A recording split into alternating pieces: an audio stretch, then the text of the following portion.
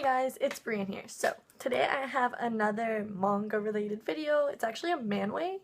I think that's how you say it, but basically just the Chinese version of a manga. And let me tell you, it was honestly one of the cringiest things I've ever read. Probably not the most cringiest, but pretty close probably. And so the kicker is I committed to 239 chapters to finish this manhwa. Honestly, a majority of it was just so cringy, but there clearly was something there that kept me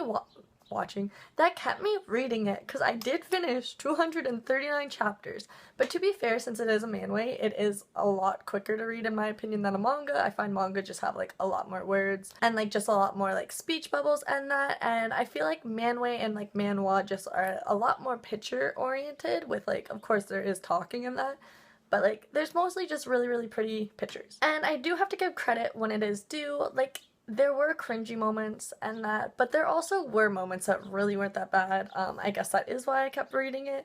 And like I enjoyed parts of it, sure. I'd really hope so after 239 chapters. But like, a lot of it was just so dramatic and just so unrealistic that I kind of just had to blink through the pain. And like I said, 239 chapters multiple times now. So clearly it is completed, so I did finish it, and I think that's also why I wanted to finish it, because I'm someone that will literally read anything and finish it just to finish it. Especially since I like track all my manga and anime, like I like being able to just finish stuff. And I will say that the very ending really wasn't that bad. Like, it kind of drags on a bit, but the very end, I really hope you can't hear the cicadas, but the very end, it wasn't bad. But so, I guess I should tell you the name of this. The name is Master's Secret Baby.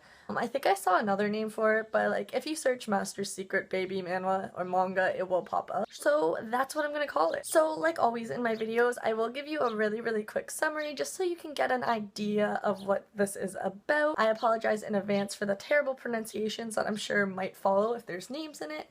But yeah, let me pull this up. Alright, so I'm just gonna use this summary. So, drugged by her own sister for money, Shimo didn't know what was happening when she woke with a gorgeous but domineering man in her bed. She ran and ran, but she would soon discover he was their nation's prince. What's worse, she's pregnant with his child. Can the two live happily ever after? That was a very short summary. But honestly, with that summary, it really doesn't sound that bad.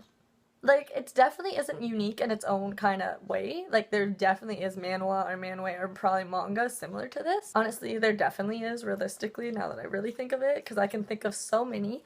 I want to say more of the Korean ones that are very similar. Like, there is a businessman or a CEO or someone that's just, like, gorgeous, rich, and powerful as the male lead, and he's a prince, so yeah. But I will say, no, maybe this isn't that unique, but it definitely does give Cinderella vibes. And like what I mean by that is the stepmom and stepsister or whatever are so fucked up. Like, they are so fucked up. Like, obviously from that summary, like, the sister's clearly not okay and a terrible person, but like the more you read, just the more dramatic and unrealistic, like I'd hope unrealistic, this gets. Like, I honestly can't even go into detail of all the fucked up things that happen, but like, just, it's dramatic. Like, there was a lot of things that would not, or at least I'd hope not, wouldn't happen in the real world. So like always, I am a sucker for the art, the pretty pictures, the pretty colors, and everything is what drew me in, and one of the reasons I did finish this, because like, it was just so pretty, I love it. But alright, so let's talk about why this is so cringy, with the least possible spoilers, in case you do want to check this out. I'm not making any promises, but I'm gonna try to not spoil things to the best of my ability. But like, I feel like then I won't be able to talk about the cringe as much, but I'm gonna try, and like, hopefully you check this out, because like it's definitely not the worst out there. I'd give it like a 5 out of 10. Like, something kept me in. There are some like good parts, but it was like something. So let's start with the first chapter. It's already fucked up in that chapter. So already in the first chapter, there is some like non-consensual stuff happening, which is already like a headache, and already like, what am I getting myself into? But you know, why not keep reading? And then from this non-consensual experience, love happens, or like, I shouldn't say love, an infatuation happens, but it literally doesn't even make sense, because like, you barely even saw the person, because like, let's be real, it was dark, and then after, they ran away. So like, where is this infatuation happening? Like, you're really gonna hunt down someone that you don't even know what they look like? I doubt you know their eye color. You maybe can tell their hair color because, like, it's manhwa, so, like, unique hair colors. But even then, you're in a dark room, you barely know anything. You literally just experience something, and, like, that happened, and then, like, the person left and, like, ran away. And you're telling me you plan on finding that person? Like, no, that's not gonna happen. I don't know, maybe I just like more realistic things, sort of. I do like isekai reincarnation stories, but, like, at least those make sense for the most part. And so usually I'm a sucker for this, like, plot thing that honestly almost always occurs in things that I read. There's usually, like, some kind of form of a love triangle, second love interest thing happening, and usually I am here for it. Like, that is my favorite. Like, Defying Kurosaki-kun, oh my god, with the blonde guy and Kurosaki, like, yes, give me more. But this one, no. Like, it wasn't necessarily bad, but it was just, like, so bland and so, honestly, like, unnecessary. Like, honestly, the only thing from it just showed how much of a dick and, like, cringy and powerful and dramatic and unrealistic the male lead is. It didn't leave me excited. It didn't leave me wanting more. And now that I think of it, you kind of don't even see the guy again. He kind of just disappears after a while. But again, credit when it's due. I don't mind the female lead. Like, I think she's actually a good lead. She's independent. She kind of has to be. But she's independent. She's, like, she's strong. Like, I think she kind of reacts to things realistically as you can for the most part. Like, there are cringy moments with her, too. But, like, yeah, overall, she's a good character. I'd say, like, an 7 out of 10. 7 out of 10, I'd give her. But yeah, then back to the male lead. Like, he is, I guess, like, your typical CEO, higher up, rich, powerful prince in this case. So with that territory comes arrogance, a need to be dominant, I guess, kind of rapey, if you will. And, like, his reactions are just so over the top and, like, just so, like, I want to say unrealistic that people like this don't exist in the world, but you fucking know they do. Like, you know there are some people that are just, like, so messed up that they do have these thought processes, and it's like, what the fuck's wrong with you? But yeah, like, he is drawn well, like, he looks good, like, he does have at least that. Like, he has something to be arrogant about, I guess, but, like, no. But throughout it, like, towards the end more, he does kind of have character development. He becomes better, I'd say.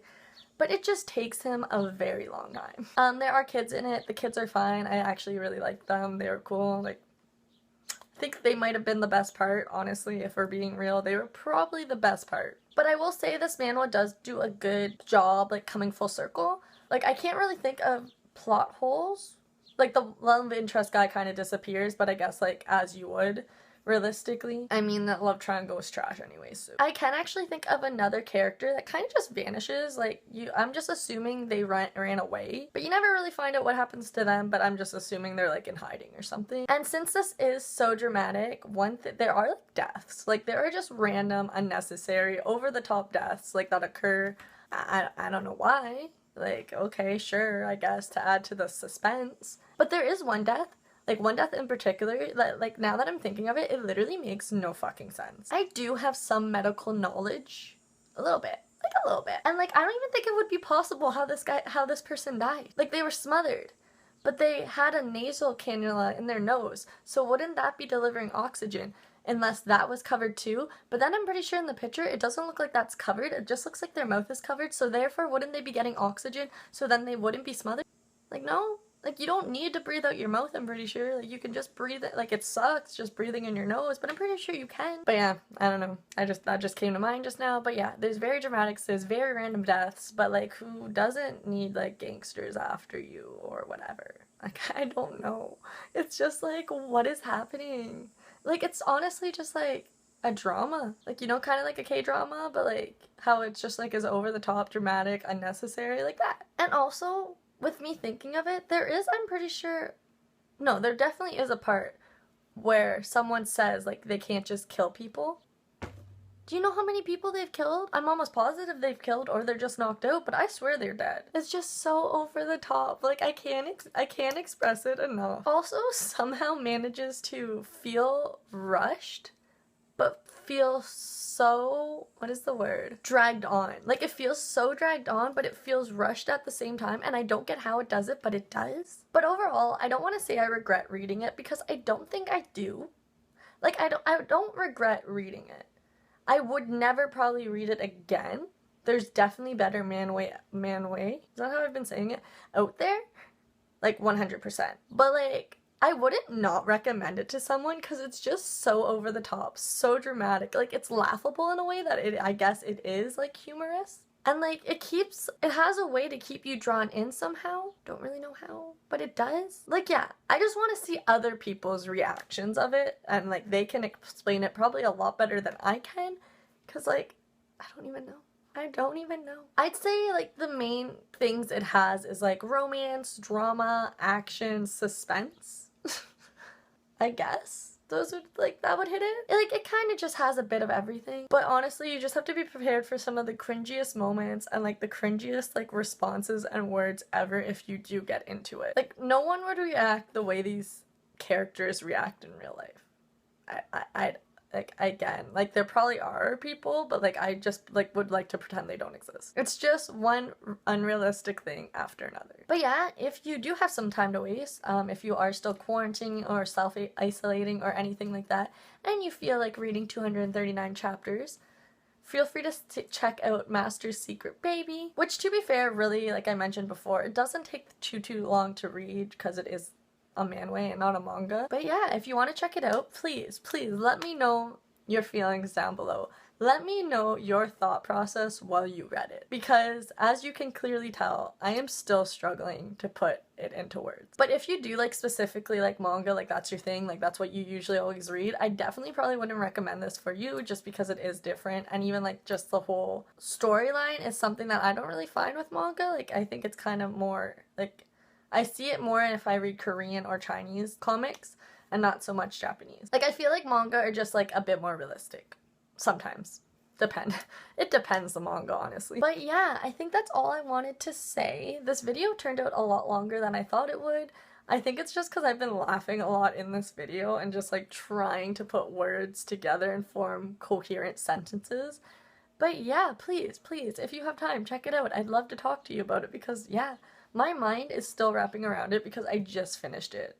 Like, I just finished it, like, not even 24 hours ago. And I just really wanted to sit down and make a video of my experience with cringe. But yeah, I'm gonna get going now. So I hope you guys are having a great day or had a great day. I hope you guys are staying safe out there. And hopefully I'll see you guys in my next video. Bye, guys.